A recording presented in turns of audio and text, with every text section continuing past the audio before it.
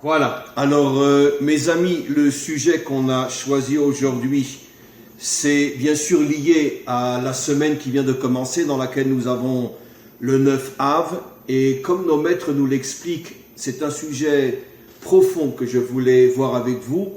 Nos maîtres nous expliquent que le deuxième temple a été détruit à cause de la haine gratuite et de la médisance. Ça va bien sûr ensemble. À partir du moment où tu haïs quelqu'un, forcément tu parles mal contre lui. Alors on va essayer de comprendre ce qu'est la médisance. Je vais d'abord vous rapporter quelques enseignements de nos maîtres et après je vais essayer d'exposer devant vous le point qui m'intéresse le plus et après on passera bien sûr à vos questions. D'abord, il faut savoir que selon notre tradition, selon la loi d'Israël, la médisance n'est absolument pas un mensonge. C'est-à-dire que si je dis sur quelqu'un, même si je le haïs, si je dis c'est un voleur alors que ce n'est pas un voleur, ça ne s'appelle pas de la médisance, ça s'appelle tout simplement un mensonge. C'est une faute en tant que telle, mais c'est une autre faute.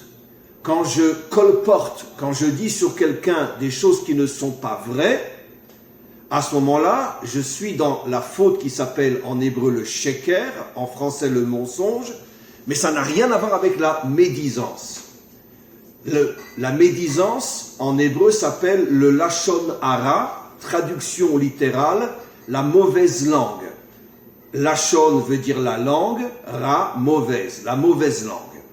Nos maîtres nous expliquent que le lashon hara, la médisance, c'est uniquement, absolument et uniquement lorsque tu dis, lorsque tu révèles des choses qui sont vraies. C'est ça ce qui est absolument incroyable, parce que bon, je pense que la plupart d'entre nous, on est habitués à comprendre médisance dans le sens de dire des choses qui sont exagérées, qui sont fausses, qui ne sont pas vraies, alors que chez nous, dans la Torah, la médisance, qui est considérée comme quelque chose de très très grave, comme on va le voir dans quelques instants, c'est uniquement si tu rapportes des faits qui sont vrais.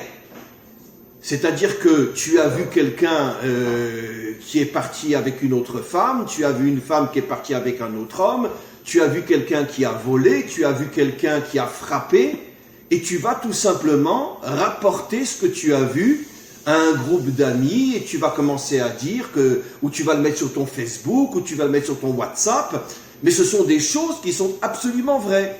Tu vas dire, écoutez mes amis, tu as un groupe WhatsApp avec 1000 personnes, et tu vas envoyer sur ton WhatsApp, voilà, j'ai vu André, j'ai vu Shimon, j'ai vu Yehuda, j'ai vu Pierre, qui est parti avec la femme de son voisin. Je les ai vus ensemble.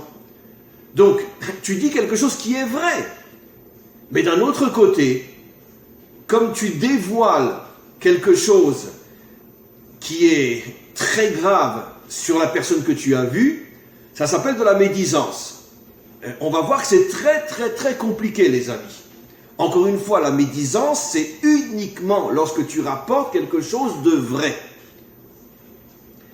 Et nos maîtres vont jusqu'à dire quelque chose qui est complètement fou. Je vous avoue que jusqu'à aujourd'hui, je n'ai toujours pas compris. Nos maîtres nous disent que la médisance, quand tu révèles des faits authentiques que tu as vus faits par quelqu'un d'autre, c'est pire que les 3 plus grandes fautes réunies, c'est pire que l'idolâtrie, la débauche et le meurtre. Ça veut dire supposer quelqu'un. Et je ne vous demande pas de comprendre ce que je vais dire parce que je vous avoue très franchement, moi-même je ne comprends pas ce que nos maîtres enseignent. Mais imaginez-vous quelqu'un qui est un idolâtre, qui est en même temps un meurtrier et qui est en même temps un débauché. Il a ces 3 fautes ensemble. Nos maîtres nous disent que la médisance est plus grave encore que ces 3 fautes réunies. Ça veut dire que nos maîtres placent la médisance à un niveau absolument incroyable, au-dessus des 3 fautes les plus graves qui sont l'idolâtrie, la débauche et le meurtre. Alors, la première question qui se pose, et bien sûr, je vous laisse vous casser la tête, la première question qui se pose, c'est comment Bon, je peux comprendre que ce n'est pas bien de révéler ce que tu as vu. Mais puisque c'est vrai, je l'ai vu, je les ai surpris ensemble. Je les ai vus ensemble s'embrasser ou se toucher ou je ne sais quoi. Je l'ai vu voler, je l'ai vu frapper. Comment cette faute peut être plus grave que l'idolâtrie, la débauche et le meurtre? Comment c'est possible? Et nos maîtres nous expliquent, comme j'ai commencé mon intervention, nos maîtres nous expliquent que le deuxième temple a été détruit, entre autres, à cause de cette faute. Comme vous le savez, je l'ai souvent expliqué dans mes cours, à l'époque du deuxième temple, le peuple juif était divisé en centaines de sectes qui se haïssaient les unes les autres. Il y avait les chrétiens, juifs bien sûr, les Essénéens, les Sadducéens, les Tzadoukim, je ne sais pas comment on dit en français, c'est en hébreu, les Tzadoukim, et combien d'autres sectes. Nos maîtres ne nous rapportent pas le nom de toutes les sectes qu'il y avait. Les plus célèbres sont bien sûr les nouveaux chrétiens, les Essénéens, les Sadducéens, les pharisiens, etc., etc. Et ces sectes se haïssaient les unes les autres, se dénonçaient les unes les autres et colportaient les unes sur les autres. Mais encore une fois, pour que ça s'appelle de la médisance, il faut que ce soit quelque chose de vrai. Donc, la première question que je vous livre, je ne vais pas y répondre moi-même, on va essayer de le comprendre ensemble. Comment le fait de rapporter des faits qui sont vrais peut être considéré comme à ce point grave, au point que ça a causé la destruction du deuxième temple, et comment ça peut être plus grave que l'idolâtrie, la débauche et le meurtre réunis. Première question. Maintenant, je voudrais rapporter un autre fait extraordinaire qui va nous permettre de comprendre aussi quelque chose de très très très profond concernant la médisance. Vous savez, je pense, tous et toutes, si vous ne le savez pas, mais vous l'entendez aujourd'hui, qu'il y a un verset dans la Torah, dans la paracha qui s'appelle en hébreu Kedoshim, mot à mot la sainteté, c'est dans le 3e livre de la Torah, un verset fou qui nous dit la chose suivante. Si tu vois l'âne de ton ennemi croupir sous sa charge, tu dois arrêter tes activités et aller l'aider à décharger l'âne pour que l'âne ne meure pas et pour aider la personne que tu haïs. C'est marqué dans le verset Sanecha, la personne que tu haïs, tu dois l'aider à s'en sortir. Évidemment, c'est un exemple, c'est une image. De là, nos maîtres comprennent qu'à chaque fois que tu vois ton ennemi dans une situation où il a besoin d'aide, tu dois venir à sa rencontre pour l'aider. Voilà, ça c'est le verset au niveau de la Torah écrite. Comme vous le savez, rien n'est plus fermé, rien n'est plus, on pourrait dire, inaccessible que les versets de la Torah écrite, c'est-à-dire, il faut les comprendre. Qu'est-ce que ça veut dire? De quel ennemi il s'agit? Si je vois la voiture d'un nazi en panne, est-ce que je vais m'arrêter pour aider le nazi à faire... Pendant la Deuxième Guerre mondiale, imaginez-vous, je suis en train de fuir et tout d'un coup je vois un nazi avec sa voiture en panne. La Torah me dit que je dois m'arrêter pour l'aider. Et je vous dirais très franchement, à la dino, qu'il crève, lui et sa voiture. D'accord? Et je vais certainement pas l'aider. Alors, de quel ennemi s'agit-il? De quel ennemi s'agit-il? Nos maîtres répondent, bien évidemment, il ne s'agit pas d'un ennemi dans le sens Daesh, dans le sens un antisémite qui veut ta peau ou un nazi qui veut ta peau, et chacun par rapport à ce contexte-là peut très bien avoir des ennemis qui veulent vraiment sa peau. C'est pas ce genre d'ennemi que tu dois aider, disent nos maîtres, mais c'est quelqu'un, écoutez-moi, que tu as vu faire quelque chose de mal, exactement ce que j'ai expliqué tout à l'heure. Tu l'as vu tromper sa femme, tu l'as vu tromper son mari, tu l'as vu voler, d'accord?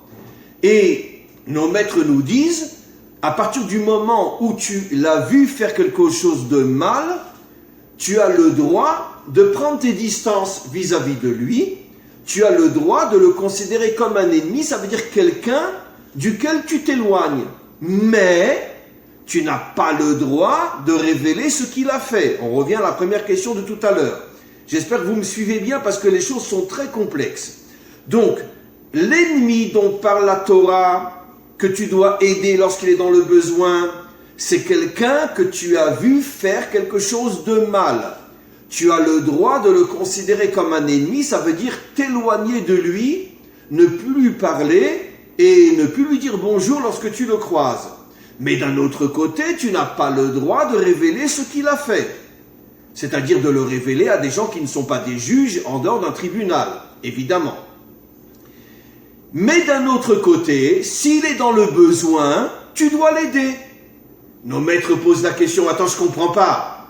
Si tu as vu un homme voler, et la Torah t'autorise à le considérer comme un ennemi, ça veut dire garder tes distances par rapport à lui. Pourquoi, quand il est dans le besoin, tu dois l'aider? Et là, nos maîtres nous révèlent quelque chose à pleurer, tellement c'est fort, tellement c'est grand, tellement c'est beau. Ils nous disent, attention, tu as vu quelqu'un faire quelque chose de mal, tu dois haïr son attitude, mais tu n'as pas le droit d'haïr la personne elle-même.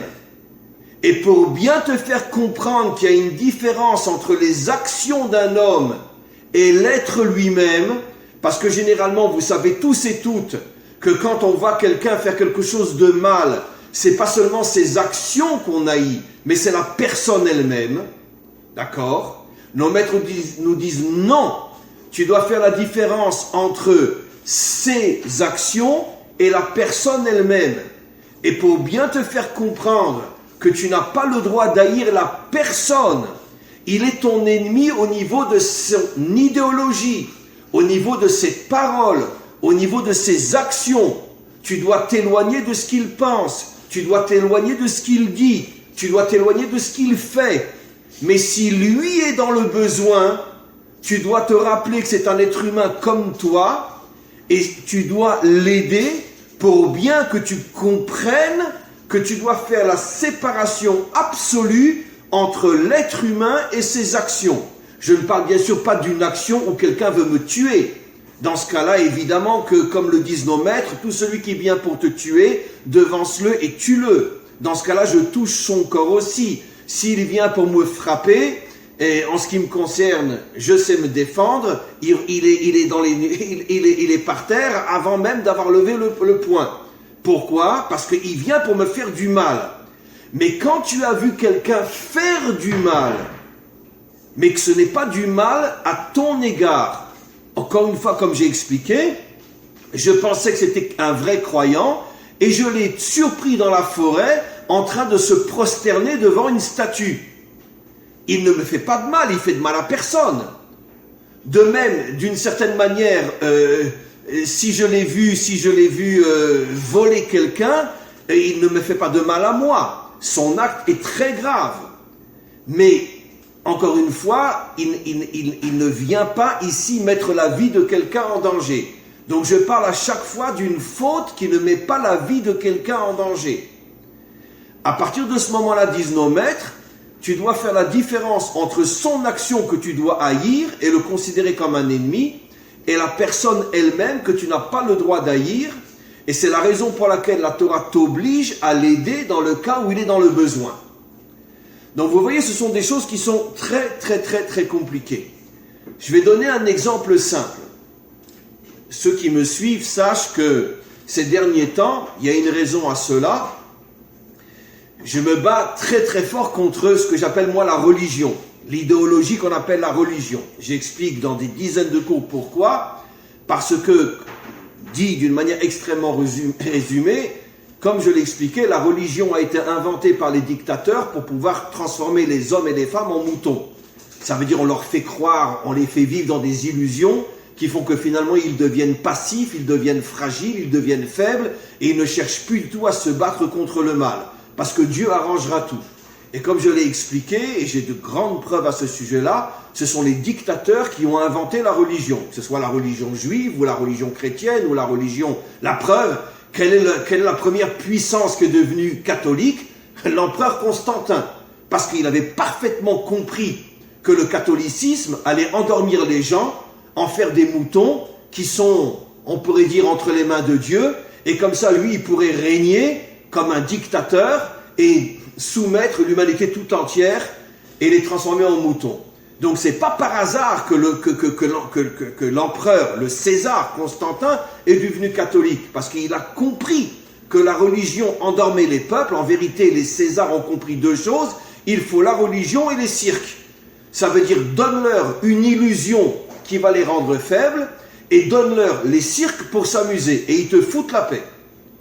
D'une certaine manière, on a le même problème dans le judaïsme, on a le même problème dans l'islam, on a le même problème partout. Les religions ont été inventées par les dictateurs pour qu'on ne se batte pas contre eux et qu'on ne les fasse pas tomber. C'est pour ça que je dis toujours que la religion, en ce qui me concerne, c'est mon pire ennemi. Mais maintenant, si je suis la Torah, si je vois un juif ou un chrétien, catholique, peu importe, ou un musulman, et qui croit en sa religion, est-ce que j'ai le droit, lui, de le haïr? Non, absolument pas. Je n'ai pas le droit de le... Évidemment, si le musulman vient avec un couteau pour me tuer, je le tue avant qu'il lève sa main, si je peux, bien sûr. Mais si un catholique vient pour faire un pogrom le jour de Noël, c'est évident, si je peux me défendre, je le tue avant qu'il me tue. Je ne parle pas d'un cas où l'autre me met en danger. Là, la Torah nous ordonne de riposter le premier. Mais je parle que voilà, je rencontre un catholique.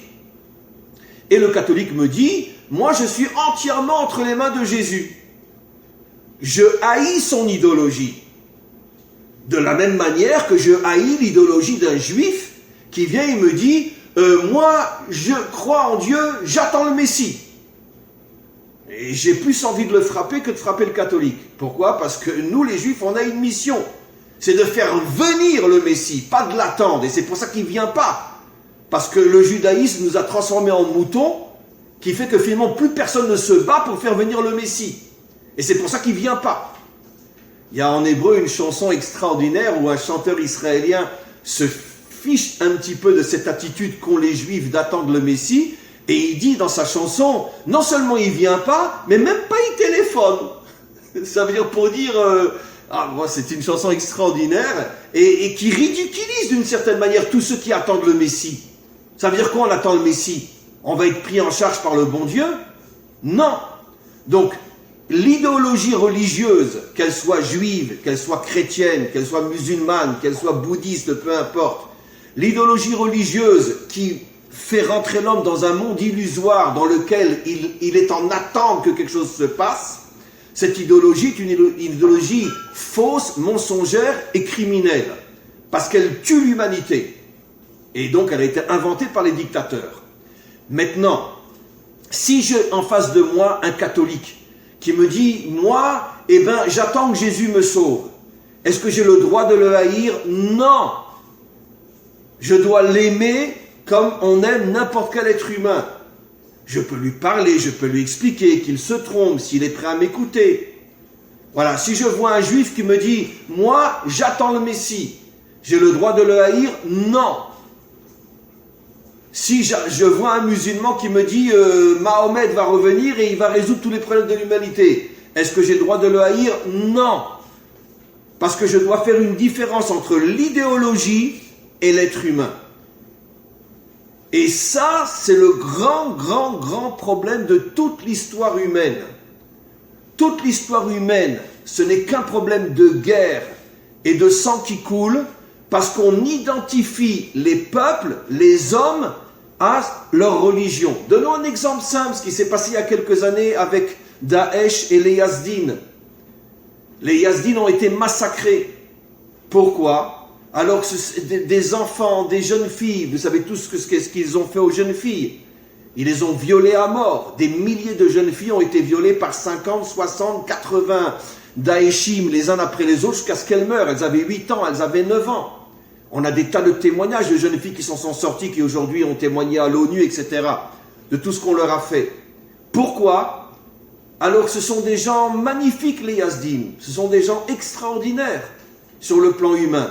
Mais comme leur idéologie est à l'extrême opposé de celle de l'islam, qu'est-ce qu'a fait Daesh? ils ont identifié l'être humain à son idéologie. Ton idéologie, à mes yeux, est un mensonge. Tu es un menteur, je te fais du mal. Eh bien, qu'est-ce qui s'est passé avec les Juifs pendant des millénaires? D'accord? Vous n'avez pas accepté le christianisme, vous êtes des ordures, on vous tue. Et c'est quoi toutes les guerres de religion? C'est quoi toutes les guerres idéologiques, politiques? La gauche contre la droite, etc. On identifie l'être humain à son idéologie. Et la Torah nous interdit d'identifier l'être humain à son idéologie tant que l'être humain en question ne met pas d'autres en danger. Voilà. Donc ça, c'est un point extrêmement important. Et c'est ce qui a été la cause de la destruction du deuxième temple.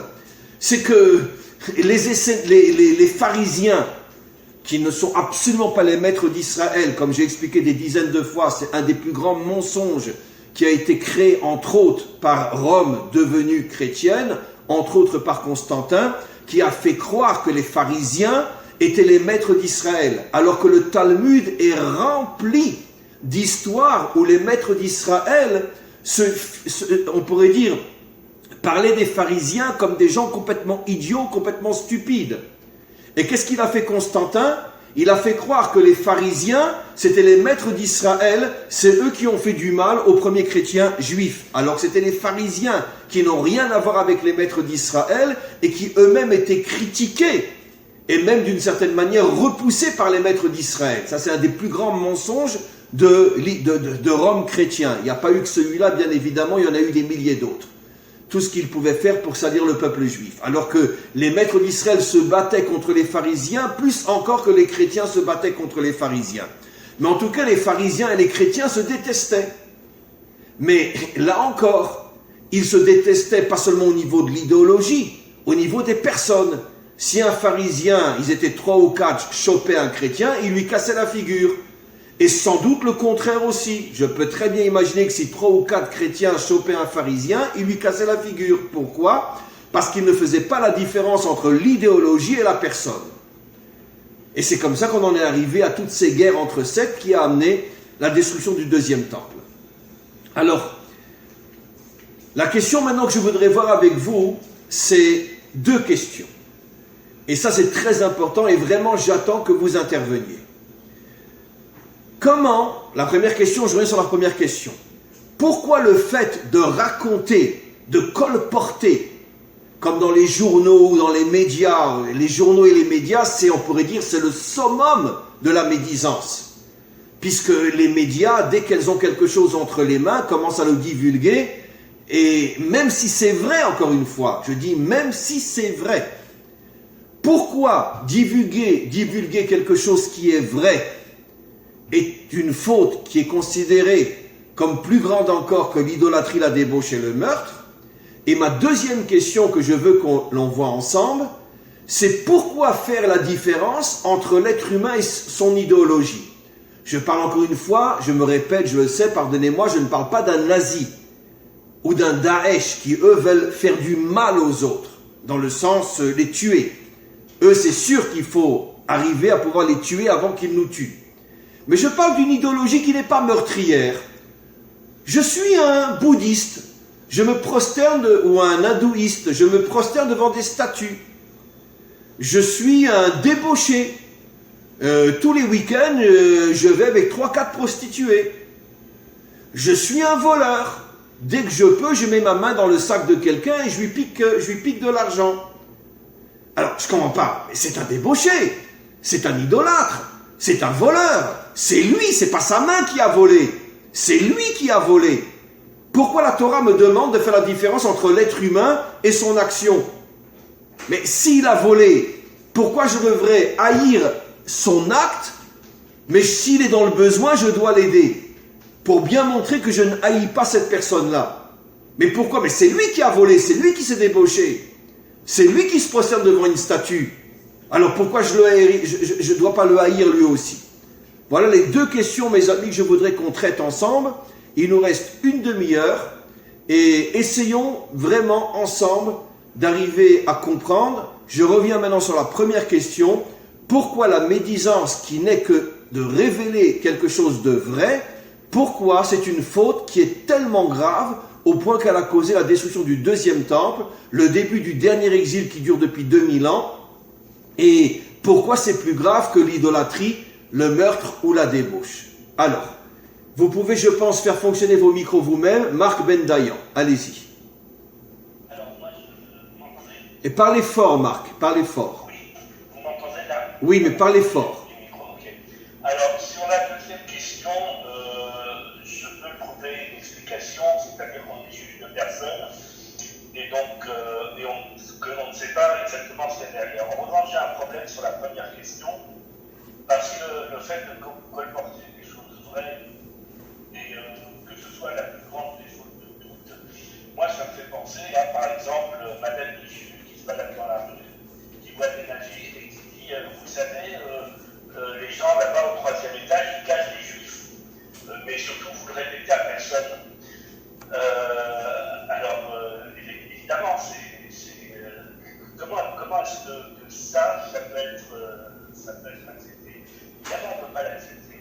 Parce qu'en fait, derrière sa position, il y a une certaine lâcheté où elle se décharge du fait de pouvoir déporter des juifs comme c'est exemple, et où elle dit voilà, le chef boulot, c'est toi qui vas le faire, mais moi je ne dis rien.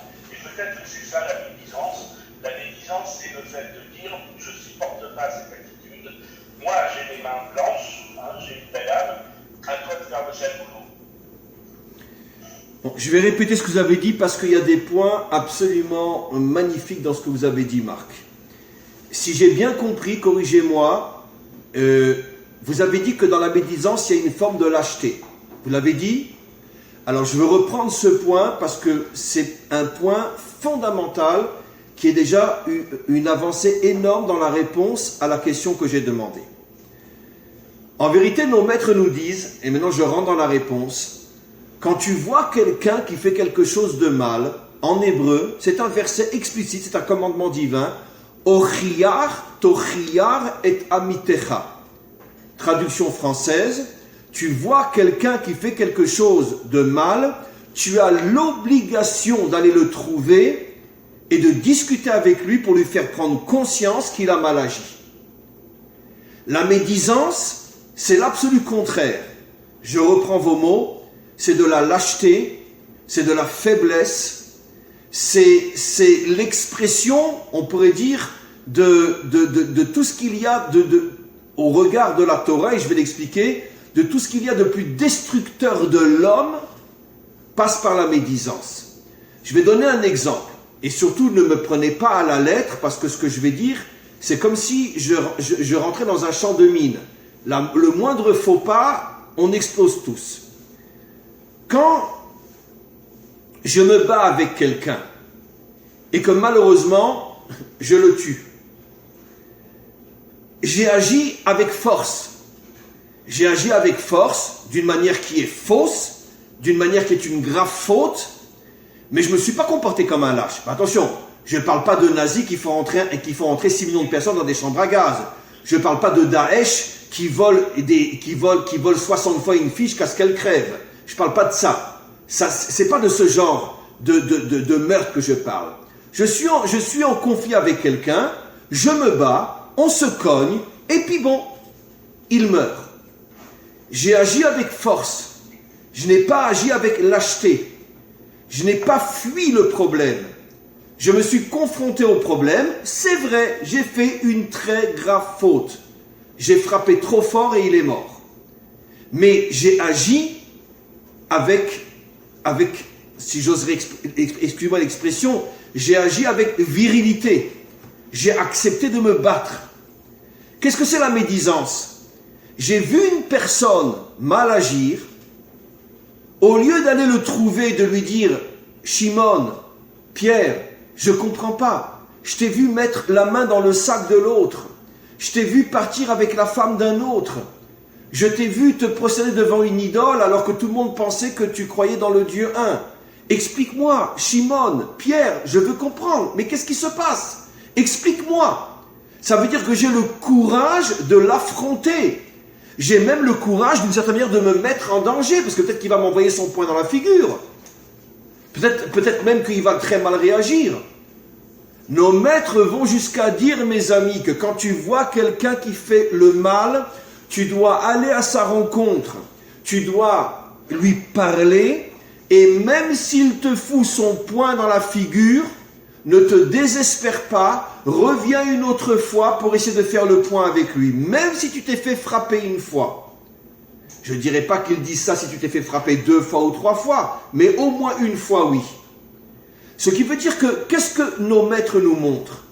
Un homme authentique est un homme qui se bat et qui se met parfois en danger pour arriver à la vérité.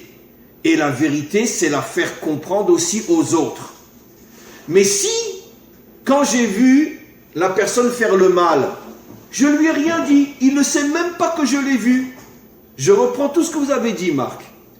Et par contre, je vais agir comme une véritable ordure. Je vais envoyer un WhatsApp à mes 1000 contacts. Vous savez quoi? J'ai vu Pierre partir avec sa voisine. Et qu'est-ce que je fais? Je le salis lâchement, faiblement, en me cachant.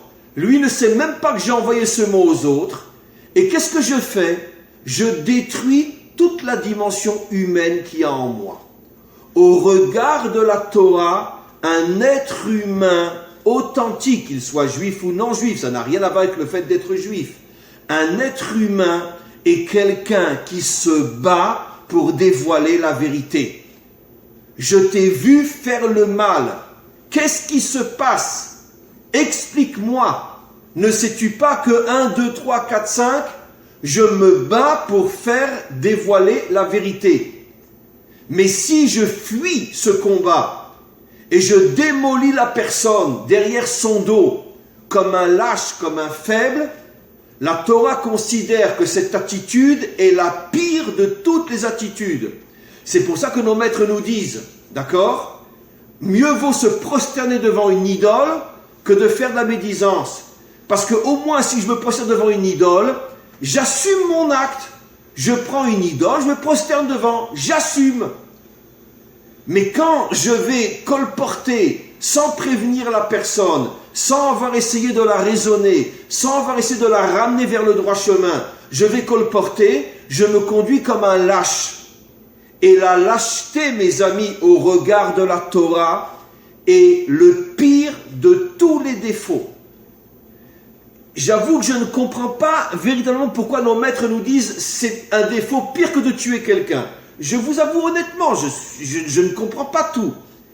Mais quoi qu'il en soit, je peux malgré tout comprendre pourquoi la Torah voit la lâcheté comme le pire des défauts, parce que la lâcheté est ce qui détruit tout ce qu'il y a d'humain dans un être humain. L'être humain doit être un guerrier, doit être un combattant. Je vois le mal, je pars à sa rencontre pour essayer de le raisonner. Mais si je lui tourne le dos, je ne lui dis pas que je l'ai vu, mais après je me dépêche de le faire savoir à des centaines de personnes, ça c'est un acte de lâcheté qui est considéré par la Torah comme étant le plus haut degré de mal qui existe dans le monde. Voilà. Et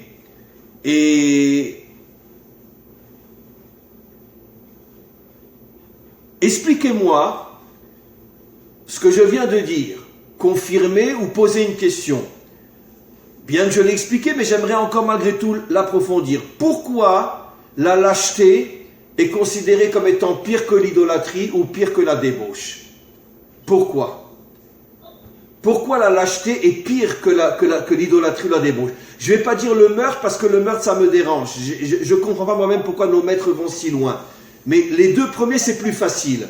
Pourquoi la lâcheté est-elle plus grave que la débauche ou l'idolâtrie? Pourquoi? Quelqu'un peut-il essayer d'approfondir? Oui, S. Je pense que la lâcheté, c'est la destruction de l'être humain, c'est-à-dire de la personne elle-même, mais en détruisant aussi les autres personnes qui les entourent, malgré l'acte que la personne a effectué. La lâcheté, c'est-à-dire, c'est effectuer quelqu'un, comme vous l'avez dit, derrière le dos de la personne, sans aller de l'avant. C'est-à-dire, comme vous dites, aller dans le combat, à affronter cette personne pour lui dire franchement, qu'est-ce que tu as fait? Qu'est-ce que c'est? Là, on détruit la personne. Moi, je suis un ancien militaire ou quoi que ce soit. C'est comme vous dites, faut foncer dans le combat. Faut aller de l'avant. Dire la vérité, c'est pas seulement dire j'ai pas fait ci, j'ai pas fait là. Et faut lâcher. Excusez-moi du mot que je vais employer, c'est de la merde. Vous voyez ce que je veux dire? Absolument. Après, chaque personne doit assumer sa responsabilité par rapport à ses actes aussi. Alors, je vais aller dans le sens de ce que vous dites et je vais confirmer. Et après, on passera à la deuxième question. Regardez, le Baal Shem Tov, comme vous le savez, était un très très grand maître qui a vécu il y a 300 ans, c'est le fondateur de la Chassidoute. Le Baal Shem Tov nous révèle quelque chose d'extraordinaire. Il dit en vérité, pourquoi j'ai été amené à voir cette personne qui a fauté? Pourquoi? Je passais par là par hasard, je me promenais dans la forêt et puis tout d'un coup j'ai vu un homme et une femme que je connaissais, chacun marié de son côté et je les vois ensemble, etc. Ou peu importe. Pourquoi moi j'ai vu ça? Pourquoi? Alors, à part ce que j'ai dit, que j'ai le devoir de l'affronter, de me mettre en danger, peut-être de prendre une claque ou de me faire insulter, parce que mon devoir est de me battre pour la vérité, le Baal Shem Tov révèle encore un autre point extraordinaire. Il dit, sache que si le maître du monde t'a fait voir cette chose-là, c'est parce que en toi, au moins sur le plan potentiel, se trouve ce problème-là. Et le maître du monde te le fait voir chez l'autre pour que tu prennes conscience qu'il est aussi chez toi. Pas forcément au même niveau, mais il est chez toi. Ça veut dire que si tu as surpris un homme en train de se débaucher, ça veut dire que potentiellement, tu as ce risque toi aussi. Si tu as surpris quelqu'un en train de voler, c'est que potentiellement, tu as ce danger en toi aussi. Et le maître du monde te met en présence de ce mal pour que tu prennes conscience que tu n'es pas meilleur que lui, parce que toi aussi, tu peux glisser et tomber comme lui. Donc, qu'est-ce qu'on comprend de là? Que si je vais aller, exactement, je reprends vos mots, ce que vous avez dit vers la fin, que si je vais colporter ce qu'il a fait, ça veut dire que je me prends moi pour quelqu'un d'extraordinaire. Puisque moi je me sens le droit d'aller dénoncer le mal, comme un lâche, mais je me sens le droit d'aller dénoncer le mal. Or le Baal Shem Tov nous révèle qu'en vérité, encore une fois je me répète, si tu l'as vu, c'est pour que tu comprennes que potentiellement tu es comme lui. Parce que si tu n'étais pas du tout comme lui, Hachem ne t'aurait jamais montré cette faute-là. Ça veut dire que quelqu'un qui est propre, 100% propre, ne verra jamais de ses propres yeux quelqu'un faire le mal. Et si tu vois quelqu'un faire le mal, ça veut dire que ce défaut, tu le portes en toi. Donc, si maintenant tu vas colporter, ça veut dire que tu es, maintenant on va voir un deuxième défaut, cher ami, ça veut dire que tu es un monument d'orgueil. Puisque tu t'arroges le droit d'aller dénoncer quelqu'un, alors que si tu l'as vu, c'est qu'en vérité tu es potentiellement comme lui. Ça veut dire que tu te dis non, moi je suis propre. Donc finalement, c'est pas seulement de la lâcheté, c'est de l'orgueil. Qui tu es toi pour aller dénoncer quelqu'un, rien que pour le salir? C'est de l'orgueil, de la lâcheté et de l'orgueil, qui sont en vérité les deux plus grands défauts qui existent et qui vont toujours ensemble. Un véritable orgueilleux est un véritable lâche. Parce que tous ces coups, il les fait derrière le dos des gens. Donc, on a effectivement compris, mes amis, pourquoi la médisance est un défaut absolument incroyable. Parce que quand quelqu'un, excusez-moi, mais quand quelqu'un va avec une prostituée, c'est pas un lâche, c'est un débauché. Mais c'est pas un lâche.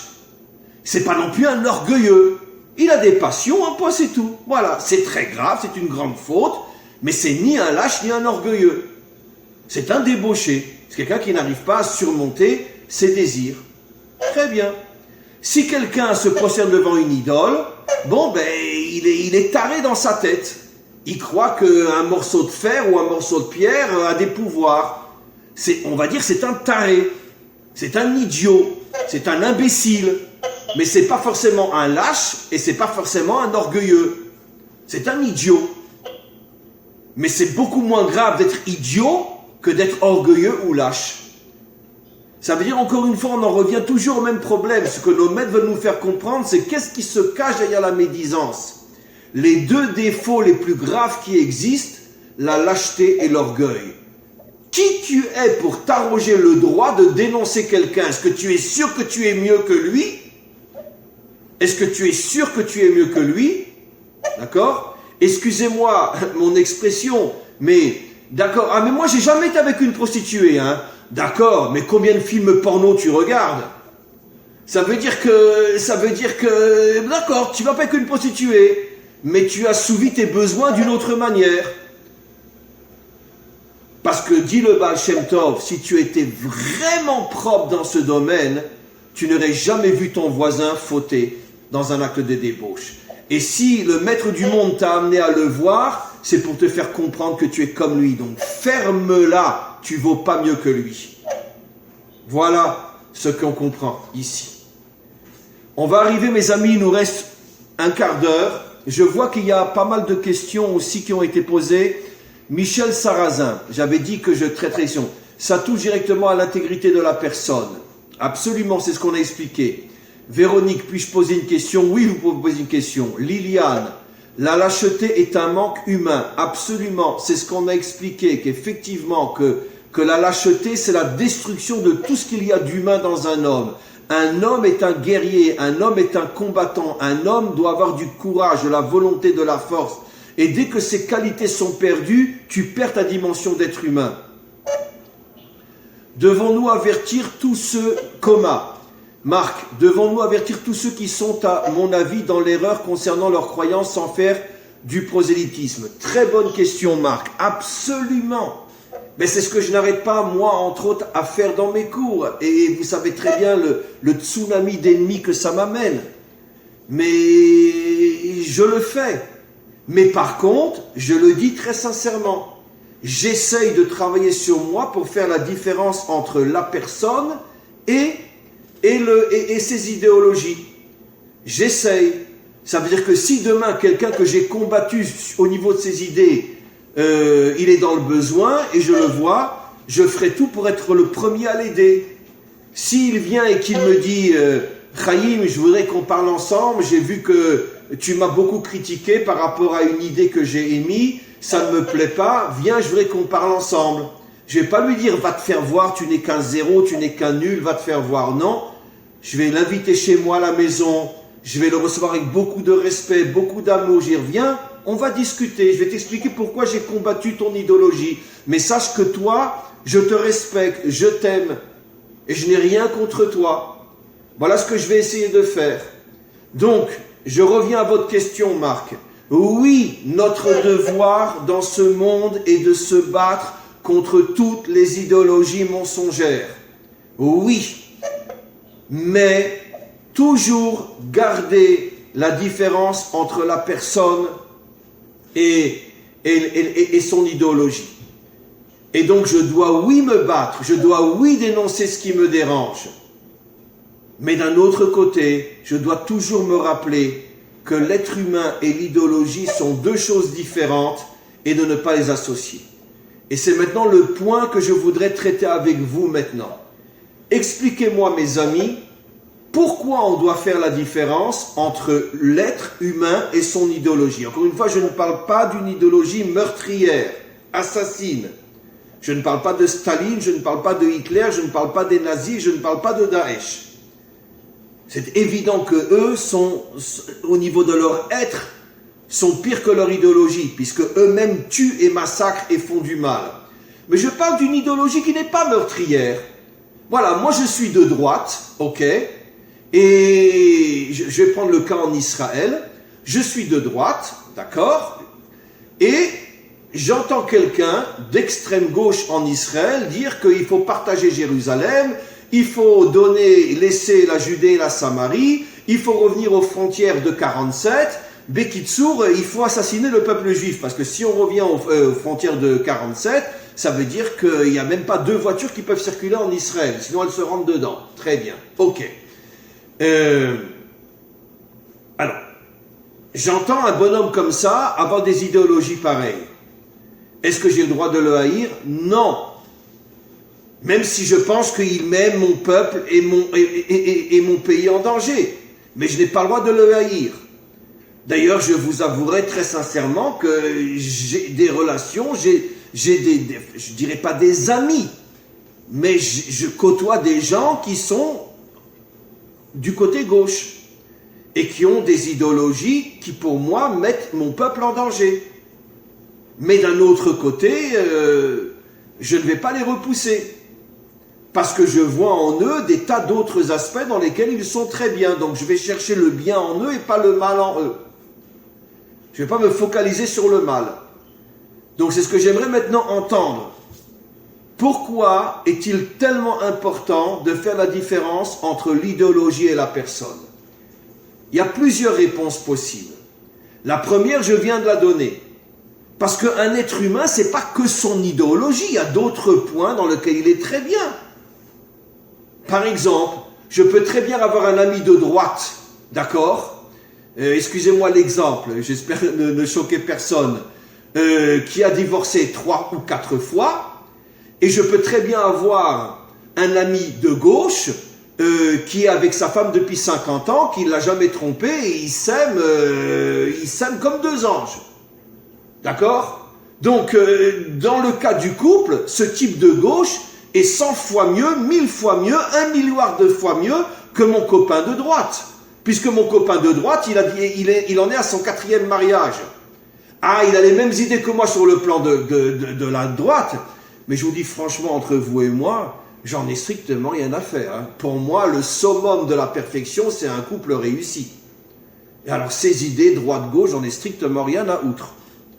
Parce que si c'est un homme propre, bien, solide dans son couple, pour moi, c'est le summum de la perfection. Donc, je préfère un ultra-gauchiste qui réussit son couple qu'un ultra-droitiste qui en est à son 4e mariage. Donc, qu'est-ce que je veux dire par là? Je veux dire par là que l'idéologie, c'est pas tout l'homme. Il y a des milliers d'autres aspects dans l'homme qui font que peut-être il est encore mieux que moi. Absolument. Ben, je vais donner un exemple simple. Moi, je suis juif, je rencontre un catholique qui, quand il rentre à l'église, il se prosterne devant des statues. Devant Marie, devant Jésus, etc. Pour moi, c'est une abomination. Une abomination. D'accord? Mais d'un autre côté, je me rends compte que cette personne-là a monté une institution d'entraide et avec des tas de copains, d'accord, il vient en aide à des centaines de personnes qui sont dans le besoin.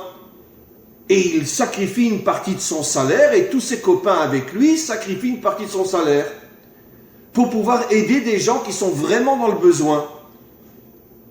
Alors là, je vais dire, waouh, dis-moi, Chaim, tu le fais, toi, ça? L'enregistrez pas. Ben moi, je le fais pas. Et moi, je le fais pas. J'ai pas une institution qui aide des centaines de personnes dans le besoin. Alors, qu'est-ce que je vais me dire, Chaim? C'est vrai que lui, quand il rentre à l'église, il se prosterne devant une statue, mais d'un autre côté, il a monté une institution qui aide des centaines de personnes. Et toi, Chaim, c'est vrai que quand tu rentres à la synagogue, tu ne te prosternes pas devant une statue, mais dis-moi, est-ce que tu aides des centaines de personnes? Non. Alors lequel est le mieux, lui ou toi? Vous voyez pourquoi on ne peut pas identifier l'homme à son idéologie? Parce que sur ce point-là, il n'est pas bien, mais sur un autre point, il est extraordinaire et mieux que moi. Ça, c'est la première réponse. Mais il y en a d'autres. Quelqu'un a-t-il une autre réponse à donner? Pourquoi on n'a pas le droit d'identifier l'idéologie à la personne? Quelqu'un a-t-il une autre suggestion? Je vois ici Michel Sarrazin L'idéologie, c'est le fruit du mental, alors que l'être dans sa profondeur est le fruit du divin.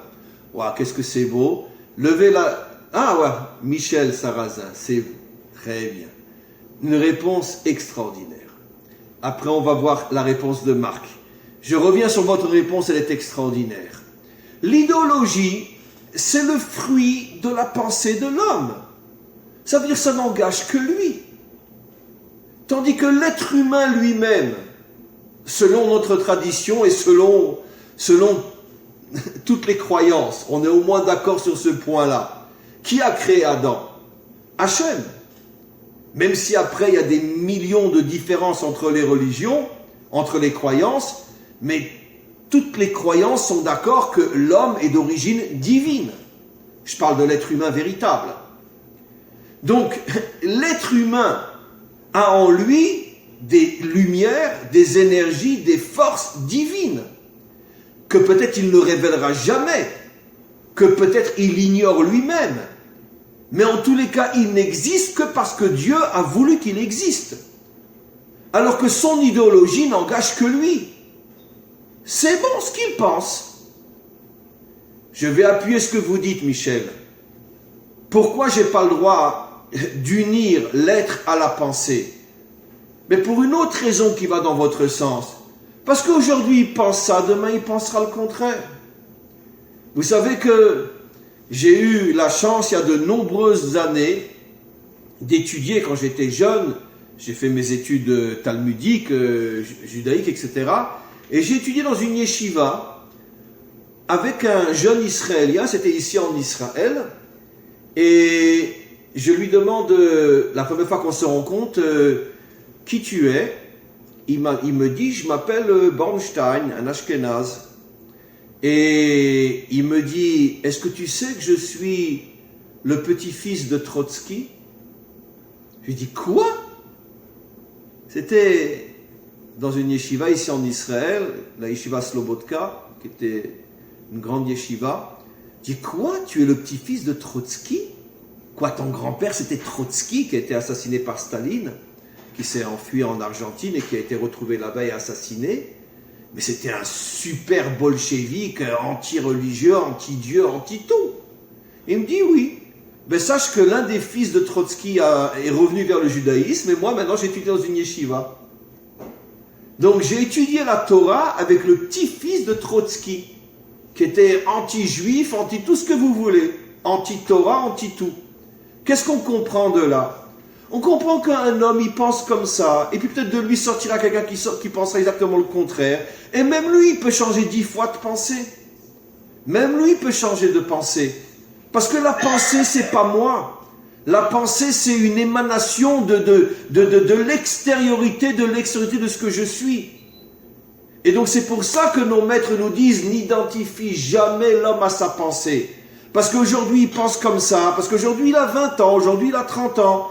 Mais quand il aura 50 ans ou 60 ans, peut-être qu'il reviendra sur tout ce qu'il pensait et pensera exactement le contraire. Et même si lui ne revient pas, peut-être qu'il mettra au monde quelqu'un qui sera l'absolu contraire de ce que lui a été. Comme moi, j'ai étudié la Torah avec le petit-fils de Trotsky. Ça prouve bien qu'en vérité, l'être humain n'a rien à voir avec ses idées. Et c'est pour ça qu'on fait la différence entre les idées et l'être humain. Marc, vous vouliez dire quelque chose ?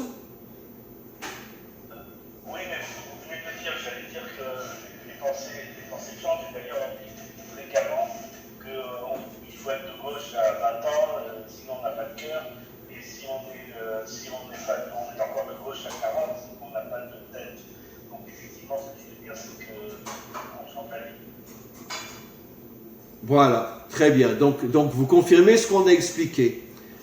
Je vois aussi ici Yohanan Nidam, comment ça va? Il fait chaud en Israël en ce moment, hein? On est en train de crever sous le soleil. Alors, l'extériorité et l'intériorité des choses, absolument. Et magnifique explication aussi, Yohan. Ça veut dire que la pensée, c'est ce qui sort à l'extérieur. L'être, c'est l'intériorité. L'intériorité n'a rien à voir avec l'extériorité. Et malheureusement, ça fait des millénaires qu'on s'entretue, les guerres de religion, les guerres idéologiques, les guerres politiques, parce que malheureusement, l'homme vit dans l'extériorité. Et l'homme croit que l'extériorité, c'est tout l'homme. Non, non, non, non. Vous voulez que je vous raconte une histoire? Une histoire qui me fait un petit peu pleurer, mais je vais vous raconter une histoire. Mon père, pendant la Deuxième Guerre mondiale, mon père est né en Pologne, mais ses parents ont quitté la Pologne dans les années 20 et se sont installés à Bruxelles, en Belgique. Et mon père s'est retrouvé très jeune, vers l'âge de 10-11 ans, seul. Ses parents avaient déjà été déportés, il est arrivé à s'enfuir, il traînait dans les rues. Et c'est une histoire qu'il m'a racontée. Et un jour, il y a eu une action de la part des nazis. Ils ont entouré tout un quartier où ils savaient que se cachaient des juifs. Et ils ont commencé à les arrêter et à les amener dans le train. Et mon père était là-bas. Il avait 11-12 ans à cette époque-là, il était déjà tout seul. Et il a eu une idée. Il s'est dit, je vais essayer de repérer, parce qu'il y avait toute une ronde autour du quartier, une ronde de nazis qui empêchait les juifs de s'enfuir. Et il a dit, je vais essayer de repérer quelqu'un qui a l'âge de pouvoir être marié et avoir peut-être un enfant. Parce que peut-être que lui sera plus sensible que les autres. Pourtant, un vrai nazi qui est là pour arrêter les juifs. Il en a repéré un qui avait un certain âge. À toute vitesse, il s'est avancé vers lui et il lui a dit je ne sais plus si c'est en français ou en allemand, je ne sais plus, parce que bon, c'était un Polonais, donc il parlait le yiddish, donc il parlait un peu l'allemand, et il lui a demandé à ce garde, il lui a dit, t'as pas une cigarette? Comme ça il lui a dit. Et l'allemand, qu'est-ce qu'il a fait? C'est mon père qui me l'a raconté. Il s'est poussé, il lui a dit, allez, attends. Et comme ça, il a pu s'enfuir. Alors, qu'est-ce qu'on voit de là? On voit un nazi qui est là pour arrêter des juifs. Il voit un enfant de 10 ans venir vers lui qui lui dit, t'as pas une clope? Et il se dégage et lui dit, allez, vas-y, pars. Il a compris qu'en vérité, que cet enfant-là, qui était mon père, s'il s'était fait arrêter, je serais pas là aujourd'hui, il a laissé s'enfuir. Qu'est-ce qu'on comprend de là? Que même un nazi, qui par sa présence a fait que sans doute des centaines d'autres ont été déportés, mais malgré tout, face à un enfant, il a craqué et il a laissé s'enfuir. Qui c'est qui parle? Qu'est-ce qu'on comprend de là? Fermez vos micros, mes amis. Qu'est-ce qu'on comprend de là?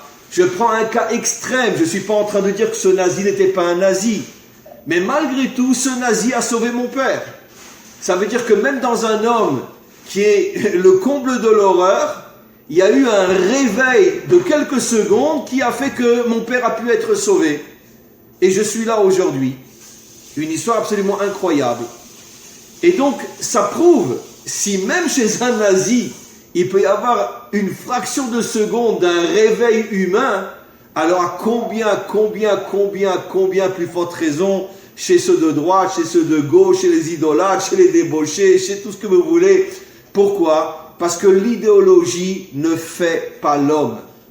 Il faut qu'on apprenne une fois pour toutes de ne jamais juger quelqu'un en fonction de ce qu'il dit, en fonction de ce qu'il pense, en fonction de son parti politique, en fonction de sa croyance et de sa religion. Parce que tout ça, ce sont des choses extérieures qui n'ont rien à voir avec la personne elle-même. Voilà. Est-ce que quelqu'un veut encore prendre la parole pour conclure, ou sinon on va arrêter? Oui.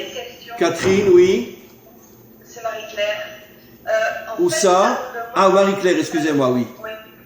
Ça nous demande quand même de s'effacer de personne. De s'effacer devant? De s'effacer devant une personne qui n'a pas les mêmes idées que nous. Pas dans le sens s'effacer dans le sens de ne rien dire, mais s'effacer dans le sens que je ne te juge pas mal, mais par contre je voudrais discuter avec toi pour que tu m'expliques pourquoi tu penses ça. Ça oui. Comme j'ai expliqué Marie-Claire, la Torah nous ordonne au Riar Tochiar et Amitecha, quand quelqu'un te dérange, parle-lui. Ne lui tourne pas le dos, parle-lui. Donc, on s'efface dans le sens qu'on ne le condamne pas, on ne médit pas, on ne le dénonce pas, mais par contre, on l'affronte. entre quatre yeux pour essayer de faire le point avec lui. Ça oui, ça c'est une obligation. On n'a pas le droit de se dire, bon, puisque c'est un taré qu'il aille se faire voir, j'ai pas envie de discuter avec lui. Non, tu dois faire le point avec lui, tu dois discuter avec lui pour essayer de faire sortir des étincelles de vérité entre vous deux. Ça oui. Voilà. Voilà mes amis, écoutez, j'avoue que depuis qu'on a commencé le Zoom, c'est à chaque fois encore plus extraordinaire. Et vraiment, merci beaucoup pour votre présence. On était quand même pas mal aujourd'hui, une quarantaine. Merci pour vos questions, merci pour votre écoute. Et je voulais juste vous dire que la semaine prochaine, il y a encore cours. Après, je vous préviendrai, il va sans doute y avoir un arrêt peut-être de 2 dimanches. Mais en tout cas, dimanche prochain, vous recevrez le link de toute façon. Mais dimanche prochain, nous sommes ensemble et sur un nouveau sujet. Voilà, merci beaucoup à tous et à toutes. Une très très bonne journée. Et vraiment, je suis personnellement très heureux d'avoir un groupe comme vous, un groupe extraordinaire comme vous. Et je vous souhaite à tous et à toutes tout le meilleur. Et on se retrouve sur le Zoom la semaine prochaine. Une très bonne journée, une très bonne semaine. À tous, à très bientôt. Au revoir. Bonne journée à tous. Merci, au revoir. Merci, au revoir. Ah voilà, comme ça je vois pas mal d'autres personnes. Bonjour. Bader, qui c'est Bader? C'est David, c'est moi. D'où tu es? Je suis à la base, c'est dans l'histoire, on est à Avignon. Avignon. Et tu es monté sur le pont? Tu es monté sur le pont? Comment? Tu es monté sur le pont? Ah ouais, ça m'est privé, ouais.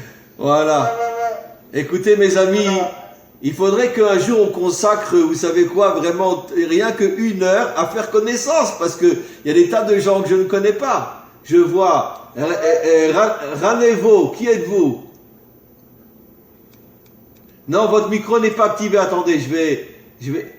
Voilà, c'est bon. Ranevo. Non, votre micro n'est pas activé. Rétablir le son, ça ne marche pas. Bon, j'arrive pas à avoir votre micro, cher ami.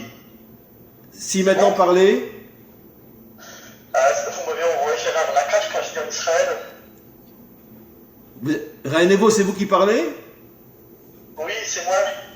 Vous êtes en Israël? Ouais, j'étais en Israël, mais c'est moi qui vous ai appelé vous m'avez renvoyé ici Gérard Lacache. Ah, c'est vous. Et vous êtes où maintenant? C'est moi. Là, je suis retourné en France. Oui. Et je vais revenir. Ah, très bien. Ah, ben, je suis content de vous voir. Mais j'étais perdu quand j'étais en Israël, en fait, parce que je suis allé vous voir. Et je me suis trompé de plus. Ah, très bien. Complètement perdu. Bon, écoutez, alors vraiment, c'est un bonheur de vous voir et de vous entendre. Est-ce que vous seriez d'accord qu'un jour, on consacre 1 heure rien qu'à faire connaissance? Je passe de vidéo en vidéo et vous me racontez 30 secondes qui vous êtes. Parce que je ne sais pas qui vous êtes. Vous êtes d'accord? Alors, on ne le fera pas dimanche prochain, mais peut-être le premier dimanche, quand on va reprendre, on fera un dimanche connaissance. D'accord? Vous êtes d'accord? D'accord. Ok, parce que je ne vais pas vous contraindre, je ne vais pas vous... C'est très compliqué. D'accord. D'accord. Ouais. Excusez-moi. Oui, par contre, un truc, parce que moi je viens de me connecter, j'ai eu le rendez-vous Zoom quelques minutes avant quand j'ai peur, peut-être j'ai 1 heure de retard. Mais il faudrait, si c'est possible, quand vous avez le temps, que vous puissiez donner rendez-vous peut-être un jour ou 2 jours avant, quoi, minimum. Écoutez, je vous ai déjà dit à tous et à toutes, reprenez mon numéro de téléphone, inscrivez-vous pour ceux qui n'ont pas déjà fait sur mon groupe WhatsApp. Et par l'intérieur de WhatsApp, on peut communiquer aussi même par Zoom. On peut se voir sur WhatsApp, on peut communiquer. Donc mon numéro, bon, pour ceux de France, ou d'ailleurs il faut faire un indicatif, mon numéro ici c'est le 053, notez-le, 053 708 53 53. Je répète, 053 708 53 53. Quand vous faites l'indicatif, vous enlevez le 0 qui est devant le 53. Le premier 0, vous l'enlevez. Voilà. Et donc, vous pouvez m'envoyer un WhatsApp. Je vous mets aussi sur mon groupe WhatsApp. Et aussi, on peut communiquer, même se voir. Vous pouvez me poser des questions, il n'y a pas de problème. Je tenais aussi à rajouter, avant de terminer, parce qu'il faut que j'arrête, que le cours d'aujourd'hui était pour l'élévation de l'âme de Zari Bat Miriam. Leilui Nishmat Zari Bat Miriam, que son âme repose en paix, et toutes mes bénédictions. Et à très très bientôt, on se retrouve dimanche prochain. À bientôt, au revoir.